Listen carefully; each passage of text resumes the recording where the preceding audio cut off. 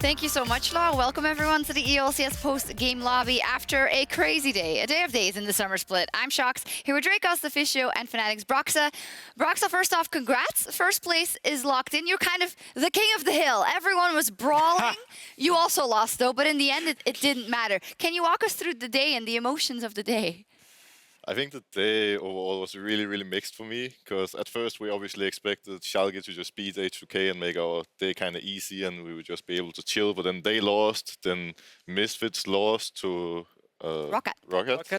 And then in our game it actually ended up being kind of a mess as well, and it was really close. Like, we got a lead and we threw, and then it started getting a bit scary from there. But we had hope and vitality, and they made it work in the end. But Tobified really doesn't feel like we're first place right now. I feel like if you lose that game, you don't feel like you deserve the first place. Yeah, exactly. My mentality quickly would go from, wow, we deserve this, to we take those. When Vitality wins, we're like, you know what?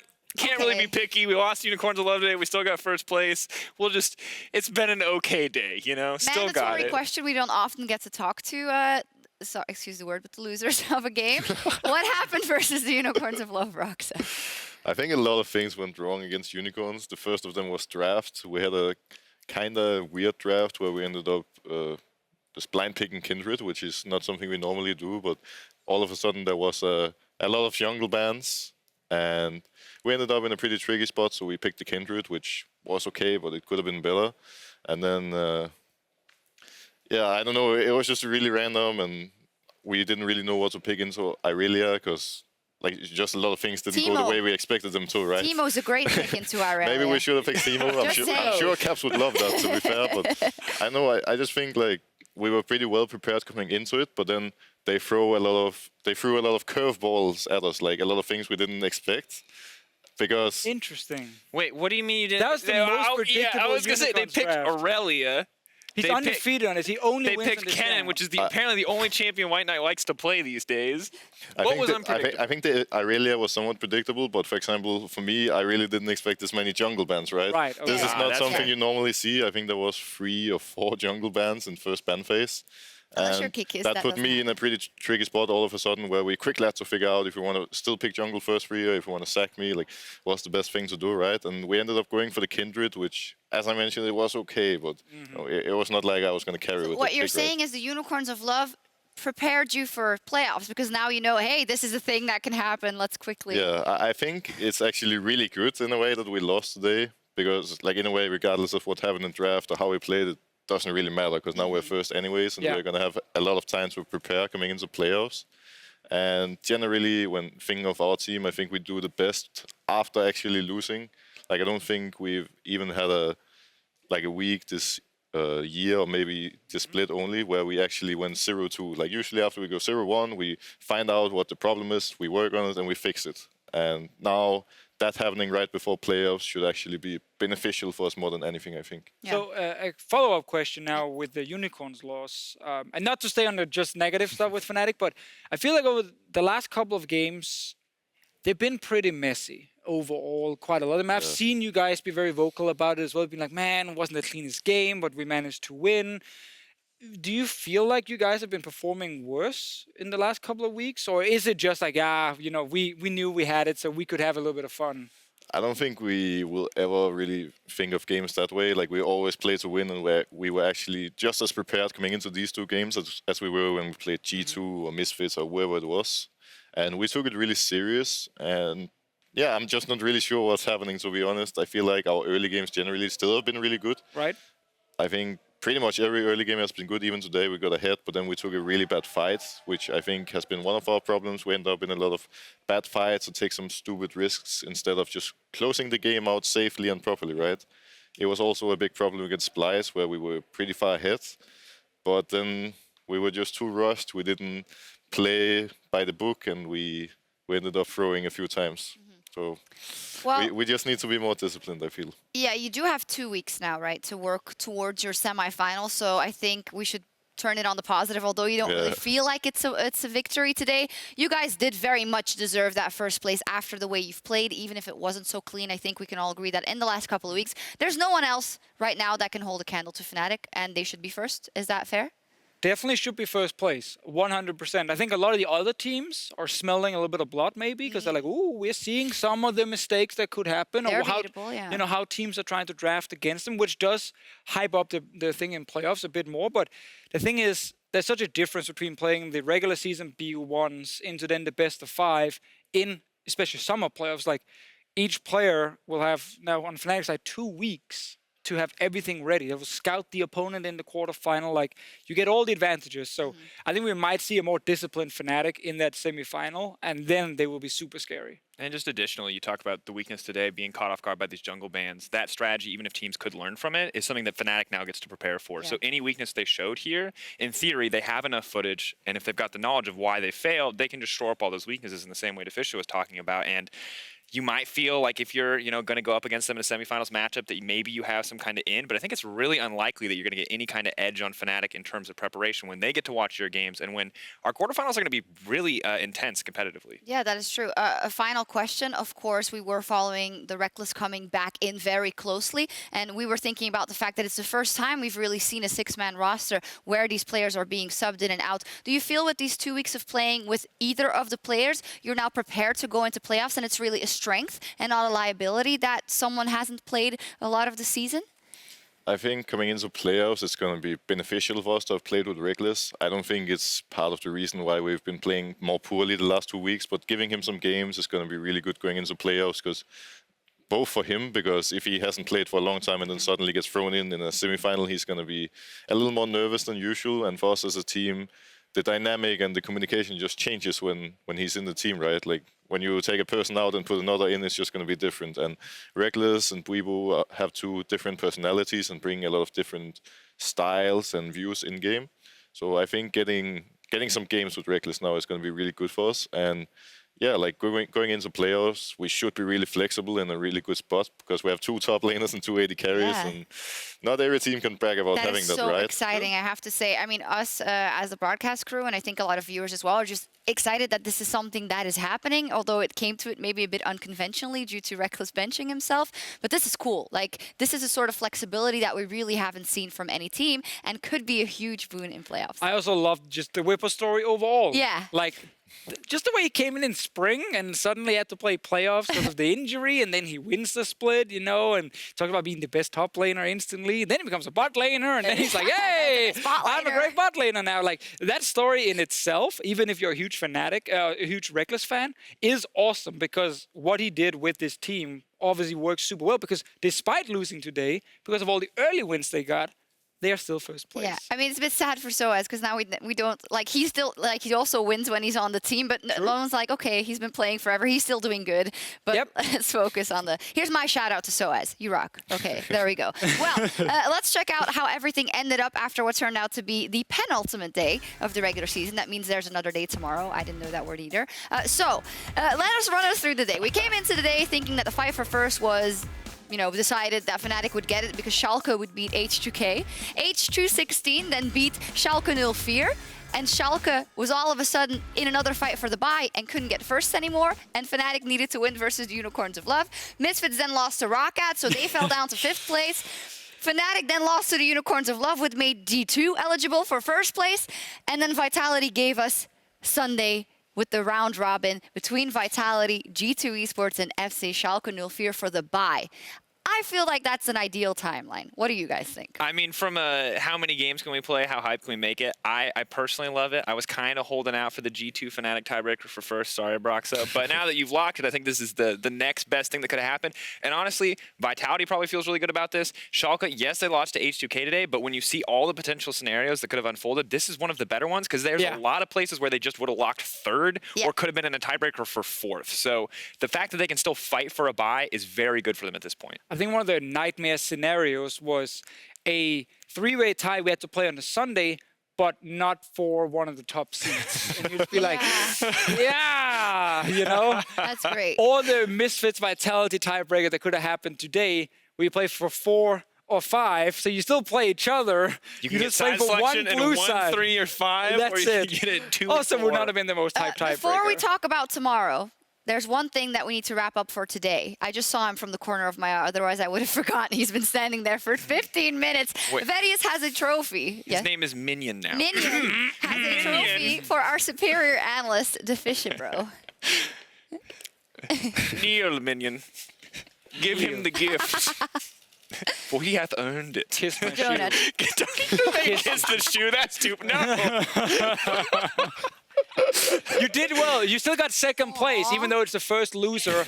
It's still second place. So, just to be clear, in the prediction game, this means that the regular season prediction god, superior analyst, is Deficio, but but it's not over until the best of fives are played, and then you get points both for predicting the winner and the match score correctly. Then you get a fatty bonus. Does this sound gross when I'm eating this? I can't hear it, so Can't hear maybe. anything. This donut is also a day old, but Great. okay. Makes it better. Alrighty, crazy stuff. I also just want to call out that I had the Unicorns over Fnatic and Vitality over G2. I have Rockhead over Misfits.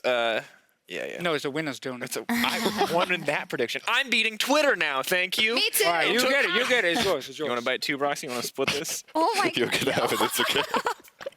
Drakos, those Euphoria bets are making It's you a crazy. community donut. It's meant to be shared. It's like something That from didn't work church. at all. Alrighty, Oh, right. Let's move on. Enough shenanigans. We have a very serious round robin tomorrow for the bye. Probably the most important tiebreakers we've played, because sometimes we play them for 3 or 4 or whatever. This is for a bye. You can skip quarterfinals and go straight to semifinals, and it will go down in a round robin, and Drakos is going to set it all up for us. Yeah, so basically, round robin, every team is going to play every other team, so 2 games apiece. Now, if someone has won, if there's a 2-0 team, they will get the highest seed in second place. The 1-1 team will get third. The 0-2 team will get fourth. Pretty straightforward. The issue becomes when we get to that 1-1 stage, that's when we start adding more games. So you go from 3 games to 5 games. The teams are going to be seeded into a single elimination bracket. Now, the person who's going to get the bye in this bracket, it's determined by win time. The team with the fastest win is going to get the free seed. They're only going to have to play 1 game to secure their spot. The other 2 teams battle it out. So the loser in the first round is 4th, the loser in the second round is 3rd, and the winner of the whole thing would then get 2nd. So nobody on those teams wants a 1-1. I want a 1-1 because I love more games. We want more 1-1s, but you can see the schedule behind us now. Yes. I wasn't sure how it's seated, and now I don't have to find out. There we you go. So we start at 2:30 with Ready Check. So at 3 p.m. we will have Vitality Schalke, then G2 Vitality, and then G2 Schalke No Fear. Now, let's talk about momentum. First up, I want to talk about Schalke, because we were finally all bought into the hype train, right? They were 10-1, for Christ's sake, in the last 11 games. And then Schalke lost the very first of their important games in the next couple of weeks. The game which would keep them alive in the battle for the bye, or would give them a better chance for the bye. And they lose it. Does that tell us anything, Broxah? Do you think we should be worried? I think it's really hard to say, because it just really depends on how Schalke reacts to losing as a team. Like, as I mentioned earlier, I think we're a team that is pretty good at reacting to losses, but you never know how Schalke is going to react, right? Like, maybe they're going to be similar to us, where they go home now they work hard, they work hard and find out what the problem is and actually fix it. Or they go in the other direction, where they're just tilted into oblivion, and Sorry, Broxah. and the game tomorrow is going to be, or the games tomorrow is going to be rough for them. Yeah. So it's really hard to say. Personally, for me, I agree 100%. We have to find out what kind of team they are. But if they are even a little bit the kind of team that tilts after a loss like this is where you tilt. This is scaring me. Because H2K has been labeled a free win since like week 4 for the vast majority of teams in our league. And if you are the kind of player that is very prideful, that's going to be a blow to that confidence. Also, Hungarian fan bus was here and was cheering. Not saying that, but those things. That's more fuel to the fire, that's though. more You got to fuel to the imagine. fire when this happens. I'm not panicking yet as a potential Schalke fan. Panicked during the game when everything was on fire. But I think had a couple of hours already. They get to watch the other games and they see, oh, okay, we're not the only ones. Misfits lose to Rocket. Fnatic lose to Unicorns. Like, you were not the only team who messed up. And I think tomorrow they should be fine. Like, they should still have a ton of confidence based on everything that's happened. I'm sure, like every pro team, they will blame the draft or something, and then they will move on, because that tends to work. And they should be fine for tomorrow. And tomorrow also, like, if anything, however they come out of this, they will have gotten over some of the nerves then going into playoffs, at least, as a positive. But if you come out of this and you're like 5th, Yeah, I mean, that's why it sucks. For sure, it's tough. But I mean, the logic that people always bring up is that if you want to be the best in ULCS, you should be able to beat every but team. you can also avoid some good ones And, on the way. I mean, if they crumble here in terms of a mental game, they have a bit of time to recover to figure out this is a very high-pressure scenario. It's kind of like the training wheels for playoffs, so maybe you can argue it's beneficial regardless of what happens. But personally, I just don't want to see Schalke crash and burn. No. As long as they're still a contender, whatever happens to them in playoffs, I just don't want to see this project that has suddenly become so successful in the second half of the split just die the second there's pressure on them. I think actually what scares me for that specific game is not Schalke and their mentality. It's more the fact that Vitality this week, both games, look really damn good. True. Like the Olaf from Kickers yesterday, the Kindred from Kickers today. Like he used both these champs to just run over the enemy team, and that's the kind of team who we know play with emotion, who we know when they're doing well are like whoop up here saying we are the best, we can destroy everyone, just keep doing what we're doing now. And that's the thing. Can people find a way to shut down Kickers champ pool? Because before it was Trundle and it got removed. Now it's Olaf and Kindred as well. Is there more? Broxah, I'd love to know, what have you thought of the entrance of Kickers in Vitality? Now he's playing right now. Well, I was about to say something similar to the Deficio, that I actually think Vitality is going to look really, really scary tomorrow, because ever since Kickers joined, they've been so good. Like it's been one of the teams that I personally have been a little scared of as well, because with how they're playing right now, you just don't know what's coming, right? Like you have an idea of what Kickers is going to do, but their early game is really crazy. And as a jungler going up against Kickers, he's just fearless. Like you know he's going to be in your face on some aggressive jungler, and you just need to hope that you're going to be in a spot where you can defend yourself, right? And sure, he has played some Trundle, some Olaf, some Kindred. Like I think even if you start target banning him, there's going to be more champions ready to pull off. It's not like that's the most... I mean, Olaf is starting to be common, but there's a lot of carry junglers out there, right? So if he really wants to carry, there's other options. So would you be happy if they get the bye so that you don't have to meet them until finals? I actually can't figure out, even... I think it was last week I was in post-game lobby as well, and I was asked the same thing. And throughout the week, we've been talking so much about it as a team, but I just can't figure out where I want to play in the semifinals, because everyone looks strong in different ways. And I think Vitality is on a big high right now. Schalke has been on a high as well. Obviously, they lost today, but they're still a really good team. And then there's teams like G2, Misfits, who have looked... I mean, they've looked okay, right? But looking at the last few weeks, I would be more scared of Vitality and Schalke. Agreed. I think let's talk about G2. It's been touch and go since Rift Rivals, and it definitely wasn't good today. Vitality completely ran over them. So what are our expectations for tomorrow and beyond? I don't have a ton of expectations for G2 right now. I want to see them improve. I felt like their draft today was really mediocre. I really hated Ezreal Braum in the bottom lane, specifically in this matchup in general. I understand them wanting to play safe, but it feels like they kind of enabled Hjarnan when they picked up Davaris last week. There's not as many picks available to enable him, but I did want to see that more.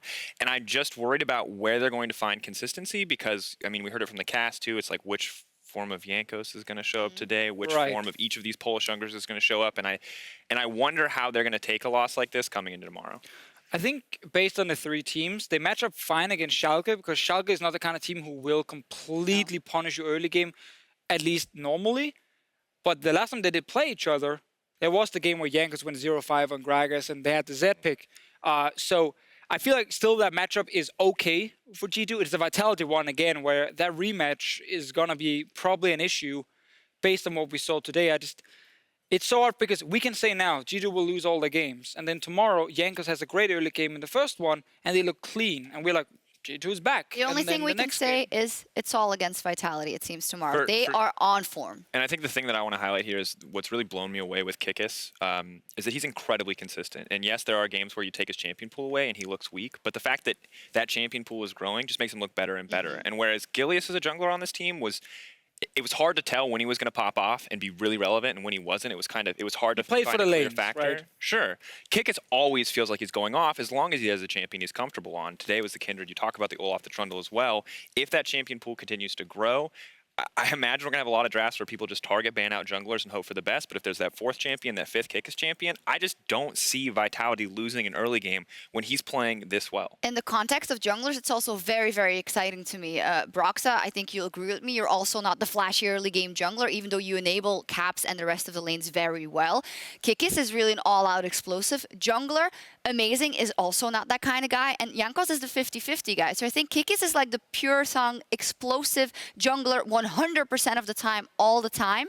And that is really impressive to me. And I really wonder what's going to happen if he keeps on this form, because they seem unstoppable if they build up these leads.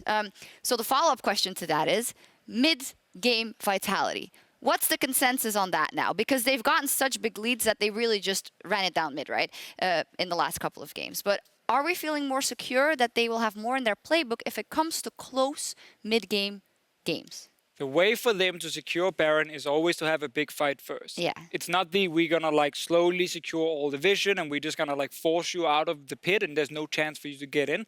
Because even the one today actually ended up being pretty close. But I think as long as they draft decent amount of engage, so they can play that playstyle of after get the early advantage, they group as 5 and try and force this team fight into the Baron. I think this team will be able to, in a best of 5, secure most of them, but there will be games where they mess up late game. 100%. And I think from this game, the one thing that I noticed was when they got that lead, yes, Baron was still very rough, but one of the big moments where they were going to continue to snowball, Wadid denied the Rift Herald. That was a big factor because you did see Vitality choking out control on the top side jungle completely, playing a slower game, trying to play a more controlled game. There were still things missing, absolutely. They weren't setting up enough vision, in my opinion, but you're starting to see small improvement there of how they can play a little bit slower. In the end, it does come down to that Baron fight. It comes down to a little bit of that insanity, but I feel like if the Rift Herald had been summoned, we would have seen a few more towers go down, and then we actually would have gotten to see a true test of how cleanly can Vitality set up Baron in a game where they are winning. Broxah, what do you think? Yeah, from my point of view, Vitality has gotten better at playing mid-late game. I think they're getting they're playing it at an okay level now, but comparing them to Sjokz and G2, I think they really need to get ahead early game. I think Vitality just send us too much around early game, and Sjokz and G2 are pretty much the opposite in my eyes, where they are really happy going even and play macro. Like, that's pretty much how their playstyle works. They play tanky junglers, more supportive jungle style for the most part. Jankos has played some Talia, but generally they're pretty happy playing Gragas, Sejuani, whatever it may be. Whereas Vitality wants to be in your face. They want to play Olaf, Kindred, and generally with these type of picks, the game is going to be harder if you fall behind early. So for Vitality, if they actually do get ahead early, I think they can make the game really, really hard to play for Sjokz and G2 and Snowball. But if they fall behind, I think Sjokz and G2 will just smash them. Are Fnatic the most complete team of all the teams in playoffs? Do you guys know how to control every part of the game correctly if needed? I think if you asked me before today, I would probably say yes. But right now I'm a little biased because we just lost the Unicorns. So I still have to say that I think we're the best team. I think we have the most flexibility and in-game, regardless of roster. I think we're just the best all around. But at the same time, we also have shown some weaknesses. Yeah. And we're not unbeatable, so we also have some things to work on. I'm curious as to how you guys are going to use Reckless, because right now it's Ezreal duty. It's very much that freeing up Hylissang to roam, and it's very similar to how you played with Blippo. Without the mage in the bottom lane, it's no longer a kill lane. It's still just a lot of leaving your bot laner alone so Hylissang can roam. I want to see if we see more games where Reckless is on an 80 carry, and they actually put him in this position to be a hyper carry, because that would, to me, be a very big stylistic shift in terms of how you guys are playing. Because like last year was the Reckless show. This year is much more spread out, and I wonder if we hit a point where it calls for it, where you're in a game where you need a hyper carry, that you guys can do that. Because the Splice game, while you guys did pull off the win, we saw that when you get late game with these, these Swain and the Wukong kind of setup, that it was very difficult for you guys to team fight against a team who was comfortable in the late game. Even when it comes to that, I think we will always be fine, because in the past 3 splits, actually, we always played the same style with Reckless on the carry, playing around Reckless.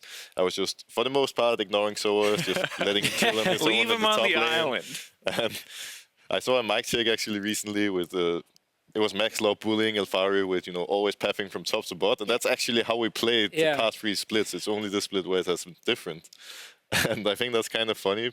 But yeah, like going back to the subject, I think that if we have to play carry style, bot lane, Reckless on a Tristana, probably not Tristana, she's not the greatest right now, but you get the point, right? Then we will be able to play it, because we've played it so much in the past. Yeah, and oftentimes also when we thought, even I think in like times before, when we thought, oh, they're always going to go always for caps, sometimes you guys would just pull out a protect the 80 carry comp out of nowhere, and we would be like, what are they doing? And sometimes you would win. So I mean, that was finals, right? Where we were like, oh, they're just going to do the same strategy 3 times in a row because they know G2 can't win team fights. And it worked. It definitely worked. So we talked about all the positives. We talked about tomorrow. I do want to touch on one big elephant in the room called Misfits Gaming. Whew. Yeah, what a fall from grace, I would say. After dying that elephant. first half of Free the split. falling. Same score as H2K in the second half of the split, thanks to Twitter reminding us of that. Broxah, what do you think is going on with Misfits?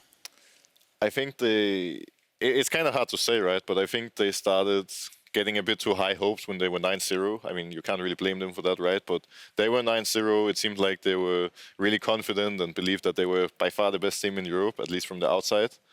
And then we beat them, and after that, it just started going completely downhill for them. Like, after that one loss, they just seemed to react pretty poorly to it and didn't really know how to come back, because after we beat them, there was more losses coming. They just kept losing, and it kind of snowballed. And it just seems like they don't really know how to get back on track. And like, I really don't know what's going on in the team, but it seems like they're not really playing as a team anymore. It looks like a kind of a breakdown of like characters and confidence and everything. So one of the problems was they won with one play style in the start. Yeah. Which was the try to get a winning bottom side, Maxwell plays around bottom side, Alfari on a tank top.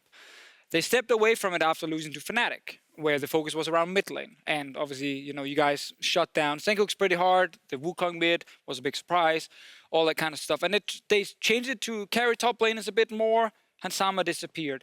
Now what they did this week was subbing Mickey back in is they went back to the old style. The problem is, every team has seen that style for a couple of weeks. So what happened this week?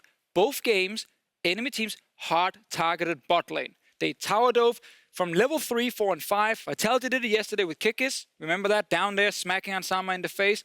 Today, we had the Tahm Kench for Rockcat, making sure whenever you tower dive the bot lane, Tahm Kench saves you. And we suddenly have TF coming down from blank, you know, Twisted Fate suddenly shows up. Like, teams have figured out if you draft this style as Misfits, which is actually the style that worked, you have to gank bot. And your other styles are not as effective by a long shot. Because when Misfits fall behind, and especially when they fall behind this much around the bottom side, they just fall apart. Because that's what they're drafting for at the moment. And I think the one playstyle was great, and now teams know how to play against it. But I almost don't want to flame them for going back to that style, because I flame them for leaving the style. The thing that we heard on the podcast when we had Jesus and Hansama on was that they didn't feel like they were amazing, that they were a perfect team when they were 9-0ing. They felt like everyone else was still struggling to learn. And so I feel like it was almost bad for Misfits not to lose 1 or 2 games, because they didn't have to, as much at least, critically evaluate what they were doing. And now it feels like they're scrambling to figure out what works, right? Because you got Jesus going in, Jesus going out, you got Alfari on top lane carries, them trying to figure out how to best utilize Sjokz. And now I think Misfits don't know how to play at 100% because they weren't forced to play at 100% early, and now they're being challenged to grow. It's too late. Like, they're scrambling to find options. In the past, we've trusted in the process and trusted in the moves, right? Do we have the same level of trust before playoffs now? The difference is different players, which obviously was the process last year was with Power Vivo mid lane and Ignore bot lane. So it was a different combination. That ended up working by trusting in that, in the 1-year plan. Now, what we have been seeing over these last few weeks is it almost feels they are limited if they don't have the winning bot lane style. And is that then based on players? Like, in Spring Split, they didn't make playoffs. They tried different styles. None of them really hit home until the one we see this split with their winning bot side. So it might be the change of players, making them less flexible in how many things can they actually do. Because Power Vivo was a hard carry in mid lane. Yeah. I feel like he never got enough credit for that, for what he did on Misfits. I don't know if that's... Other mid laners refused to give Power Vivo credit. Yeah. But as a team player, he did a lot. Also, I think it's really easy for us to see that now that the cracks are showing and the team is really struggling, especially this year. But I think at the time, we're like, okay, here's one carry. Who's the second carry going to be? That was always the stories we were trying to tell. People would have good games. We wanted to find that consistently. And it's not until this year that we realized how hard Power Vivo was carrying, how big of a force this guy was for the team. And while they have had, a decent amount of success this split especially, it's still not the same in terms of, I feel like, having that one standout player. Speaking about Power of Evil, over in the LCS, the final weekend of their regular season is also going to start pretty soon. I believe actually in half-hour countdown starts, and then after that, the games. Echo Fox versus Team Liquid, and it's also today that it's Optic versus TSM, right? So that is so apt. Power of Evil, if you're watching, we believe in you. I mean, I'm not against TSM or anything. I just want that to be a hype game. This is like the which former EU players do you root Sven for? and Mythy against Power of Evil And of course, Bjergsen, who says that Power of Evil is not his kryptonite. It's something the Riot broadcast has definitely tried to push a lot of times. We've been pushing that included. since IEM, dude. Yeah, we definitely also ought to blame for Where there's that. smoke, there's fire. We only push things that could be some things like the fight for first. It's happened a lot of times. And if he knocks Bjergsen out of playoffs today, we can all confirm he is the kryptonite. Yeah, what do you think, Broxah? Is he going to do it? Is Opti going to beat TSM? Well, to be fair, I'm a little biased because TSM has 2 Danish players. Yes. So I'm I with would, you I there. would be surprised if TSM actually loses. I think they have the Danish power coming in. But That's my kind of analysis. I agree with that. Is NA going to counter our craziness with, like, you know, TSM is fighting for their lives over there? Like, that would be the ultimate craziness. We'll see. True. If you look at what happened in Europe, then I would say that Optic is probably going to win. Like, realistically speaking, TSM haven't looked that great, the split, but it would be a big surprise if they actually don't reach players. And today in Europe, everyone that you expected to win almost ended up losing. So that's TSM's strength. They've been so bad that they're not expected to win. And today's the day where the unexpected You could happens. look at Go it that way, too. TSM. Righty. Housekeeping-wise, after the NALCS and possible ties, I believe you will then see the EOLCS rebroadcast. And then tomorrow, we'll be back for the tiebreakers. Now, this has been crazy. Let me just say, tomorrow we get to see the team of rookies in spring that fell down a bit and could now come back and snatch away the bye. We see Schalke maybe finally living up to their potential, or we see G2 getting closer and closer to the rematch for that cup. I mean, yeah. If you're G2 Esports, you were the team #1 who used to win all the time. Is this the first time they haven't gotten a bye if they lose out here? They've gotten the bye, They had the Splice one. Oh, Yeah, the they played Splice one. quarterfinal. Yes, But, yes. like, you were supposed to be back in that final, telling Fnatic that 3-0 never happened. happened. That's not how it's supposed to be when G2 Esports is in the final, because they're supposed to win them. And now they might not even get that top 2 spot. Like, that is actually crazy. And again, a lot of pressure on especially Perks, who is the person they built this new team around, who needs to try and continue the legacy. And just to plant the seed, in this configuration, in terms of worlds, it's looking quite likely that Fnatic and G2 might get there on victory and points, and then it's between the other teams to fight it out in the gauntlet, or another team has to rise up and win. I'm just saying, things could get extremely I'm just saying right now, crazy. if I could pick 3 teams, G2 would not be on that list right now. I would pick Fnatic, Schalke. But how are you going to keep them out of points? I mean, I can't. No I'm one just saying, else if has- I could, as an EU fan, if I could pick 3 teams Yeah, right yeah. now, and now I would be happy to see G2 Maybe this is prove too me early wrong to in go the in that. future. I would love to conversation. send Vitality into best of ones at Worlds. Yeah. And like, have fun, everyone. Here we go. Now we're gonna fight. And like, We never got that to would send actually the be great. unicorn, so now we're sending Vitality. There we go. That'll be crazy. I cannot wait for tomorrow. This is going to be insane round robin. The battle for the bye will be on tomorrow, but that'll be it from us here tonight. Thank you so much for watching. We'll be back tomorrow, 2:30 p.m. Ready check, and then the craziness. See you for all that mayhem then.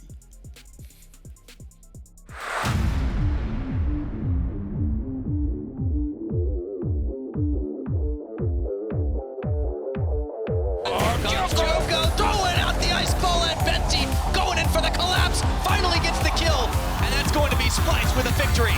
Nukeduck, he's certainly going to fall, and the rest of Schalke trying desperately to fight this out as H2K sensing the win in their eyes, looking for that 2 and 16 finish. Upset going low, and it's going to be the execution of the Nexus, and H2K are hard to kill today. Let's see how this one ends. Norscarum was taking up the damage on Sama, going down to EQ, and it looks like it is a Misfits bloodbath, and Norscarum saves the life of Memento. That Baron is very low. Let's see if they can get inside of the pit. That Ash Arrow's coming down in. Goes the Memento steals the Baron. And on the last day of the split, their last game of 2018, Rocket blast off to victory. It feels like he's been caught every single time. Hourglass will save Caps' life for now as Exile is jumping forward to the help of White Knight. Look at Exile. He's tearing Fnatic apart. He's not done yet. Savic's the back end. The Nexus is the focus. It's going low. Unicorns need a few more hits, and they've taken down Fnatic. Goes down to the Cataclysm. He's looking for Kickus. Lamb's Spite is available, and so far it's a 3 for 2. But it's only Wadid that shows up. There's not enough damage. There's not enough utility. G2 Esports will concede 2 more kills. Vitality have taken down G2 to Esports and the battle for the